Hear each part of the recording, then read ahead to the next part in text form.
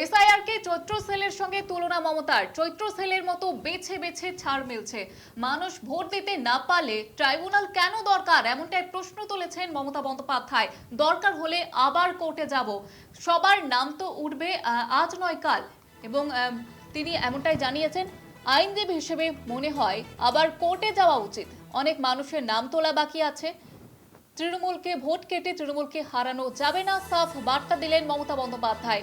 এবং শেষ পর্যন্ত লড়াই করার হুঁশিয়ারি দিলেন মমতা বন্দ্যোপাধ্যায়।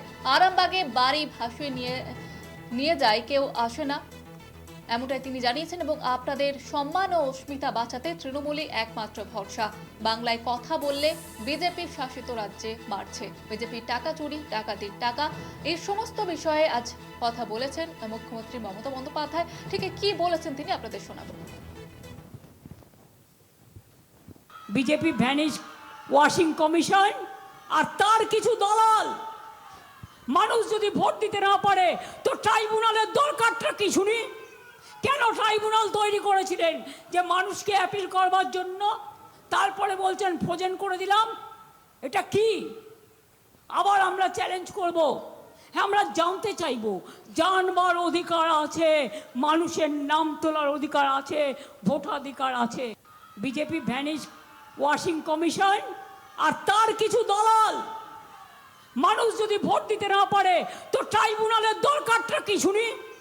কেন ট্রাইব্যুনাল তৈরি করেছিলেন? যে মানুষকে অ্যাপিল করবার জন্য। তারপরে বলছেন ফ্রোজেন করে দিলাম। এটা কি? আবার আমরা চ্যালেঞ্জ করব, আমরা জানতে চাইব। জানবার অধিকার আছে, মানুষের নাম তোলার অধিকার আছে, ভোটাধিকার। পয়লা বৈশাখ আসছে তো, তার আগে বাংলায় নদীর স্রোত যখন আসে খানা খুলে, গোঘাটে সবার বাড়ি ডুবিয়ে নিয়ে যায় আরামবাগে।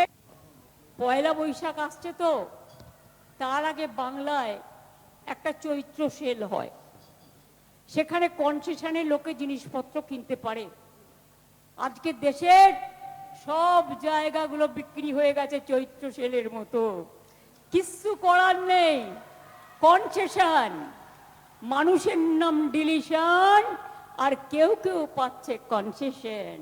আগামী দিন জেনে রেখো, চলবে না অন্যায়, টিকবে না ফন্দি, জনগণের আদালতে হতে হবে বন্দী।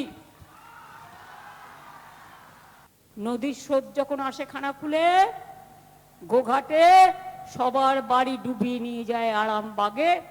কেউ আসে? কেউ আসে না। ঝড় হলে, বন্যা হলে তোমার দেখা নাই গো, তোমার দেখা নাই।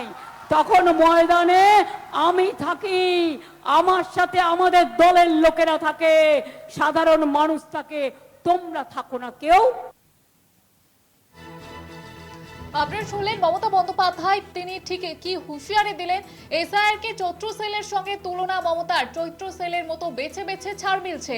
মানুষ ভোট দিতে না পারলে ট্রাইব্যুনাল কেন দরকার, প্রশ্ন তুললেন মমতা বন্দ্যোপাধ্যায়। এবং তিনি তার পাশাপাশি হুঁশিয়ারিও দিলেন, দরকার হলে আবারও কোর্টে যাব, সবার নাম তো উঠবে আজ নয় কাল। আইনজীবী হিসেবে মনে হয় আবারও কোর্টে যাওয়া উচিত, এমনটাই তিনি হুঁশিয়ারি দিলেন মমতা বন্দ্যোপাধ্যায়।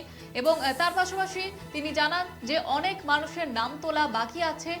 ভোট কেটে তৃণমূলকে হারানো যাবে না বলেও হুঁশিয়ারি দিলেন মমতা বন্দ্যোপাধ্যায়। শেষ পর্যন্ত লড়াই করব, আরামবাগে বাড়ি ভাসিয়ে নিয়ে যায় কেউ আসে না, আপনাদের সম্মান এবং অস্মিতা বাঁচাতে তৃণমূলই একমাত্র ভরসা। এছাড়াও তিনি জানিয়েছেন যে আবারও কোর্টে যাব, দরকার হলে আইনজীবী হয়ে আবারও কোর্টে যাওয়া দরকার, এমনটাই হুঁশিয়ারি দিলেন মমতা বন্দ্যোপাধ্যায়।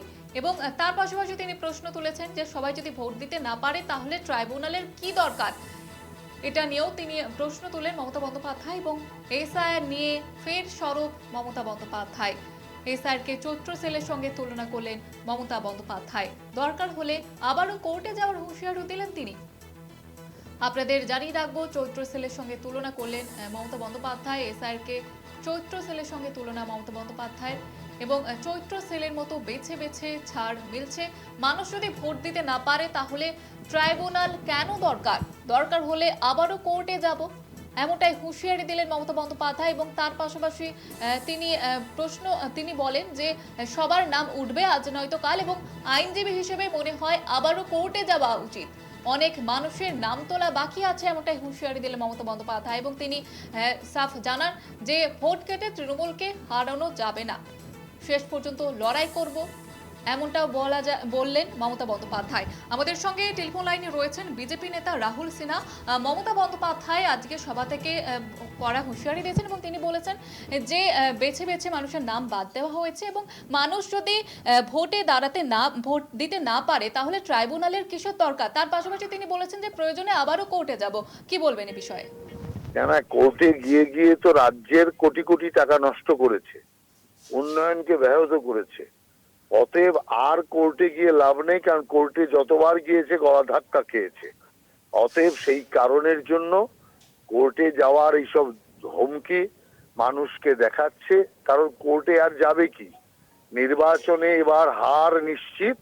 আর সেই কারণে হারার পর যে কোর্টে গিয়ে কাঁদে তার কথা কেউ শোনে না। ধন্যবাদ জানাবো আপনাকে। বিজেপি নেতা রাহুল সিনহা আমাদের সঙ্গে ছিলেন টেলিফোন লাইনে। যেমনটা আপনাদের জানাচ্ছিলাম, চৈত্র সেলের সঙ্গে এসআইআরকে তুলনা করলেন মমতা বন্দ্যোপাধ্যায় এবং তার পাশাপাশি তিনি জানান যে মানুষ যদি ভোট দিতে না পারে তাহলে ট্রাইব্যুনাল কেন দরকার, এই প্রশ্ন তিনি তোলেন এবং দরকার হলে আবারও কোর্টে যাওয়ার হুঁশিয়ারিও দিলেন মমতা বন্দ্যোপাধ্যায় এবং তিনি জানান যে আজ নয়তো কাল সবার নাম উঠবে, আইনজীবী হিসেবে মনে হয় আবারও কোর্টে যাওয়ার উচিত, এমনটাই হুঁশিয়ারি দিলেন মমতা বন্দ্যোপাধ্যায়। এছাড়াও তিনি হুঁশিয়ারি দেন যে ভোট কেটে তৃণমূলকে হারানো যাবে না, শেষ পর্যন্ত লড়াই করার হুঁশিয়ারি মমতা বন্দ্যোপাধ্যায়ের। চৈত্র সেলের মতো বেছে বেছে ছাড় দিচ্ছে মানুষ, ভোট দিতে না পারলে ট্রাইব্যুনাল কেন দরকার, এই প্রশ্ন তোলেন মমতা বন্দ্যোপাধ্যায়। দরকার হলে আবারও কোর্টে যাব এবং আইনজীবী হিসেবে আবারও কোর্টে যাওয়ার দরকার, এমনটাই হুঁশিয়ারি দিলেন মমতা বন্দ্যোপাধ্যায়। এসআইআরকে চৈত্র সেলের সঙ্গে তুলনা মমতা বন্দ্যোপাধ্যায়। আবারও একবার এসআইআর নিয়ে সরব হলেন তিনি এবং তিনি ঠিক কি বলেছেন আপনাদের আবারও একবার শোনাবো। থাকো না কেউ, বিজেপি ভ্যানিশ ওয়াশিং কমিশন আর তার কিছু দলাল। মানুষ যদি ভোট দিতে না পারে তো ট্রাইব্যুনালের দরকারটা কি শুনি? কেন ট্রাইব্যুনাল তৈরি করেছিলেন? যে মানুষকে অ্যাপিল করবার জন্য, তারপরে বলছেন ফ্রোজেন করে দিলাম। এটা কি? আবার আমরা চ্যালেঞ্জ করব, আমরা জানতে চাইব, জানবার অধিকার আছে, মানুষের নাম তোলার অধিকার আছে, ভোটাধিকার আছে। পয়লা বৈশাখ আসছে তো, তার আগে বাংলায় একটা চৈত্র সেল হয়, সেখানে কনসেশনে লোকে জিনিসপত্র কিনতে পারে। আজকে দেশের সব জায়গাগুলো বিক্রি হয়ে গেছে চৈত্র সেলের মতো, কিচ্ছু করার নেই, কনসেশন, মানুষের নাম ডিলিশন, আর কেউ কেউ পাচ্ছে কনসেশন। আগামী দিন জেনে রেখো, চলবে না অন্যায়, টিকবে না ফন্দি, জনগণের আদালতে হতে হবে বন্দী। নদীর স্রোত যখন আসে খানাকুলে, গোঘাটে, সবার বাড়ি ডুবিয়ে নিয়ে যায় আরামবাগে, কেউ আসে? কেউ আসে না। ঝড় হলে, বন্যা হলে তোমার দেখা নাই গো, তোমার দেখা নাই। তখন ময়দানে আমি থাকি, আমার সাথে আমাদের দলের লোকেরা থাকে, সাধারণ মানুষ থাকে, তোমরা থাকো না কেউ। ঝড় জল বর্ষা, তৃণমূলী ভরসা। বিশ্বাস রাখুন, ভরসা রাখুন, আর রাখুন আপনাদের আস্থা। আগামী দিন আপনাদের সম্মান বাঁচাতে, অস্মিতা ভাষার বাঁচাতে তৃণমূল কংগ্রেস জোড়াফুলি একমাত্র রাস্তা।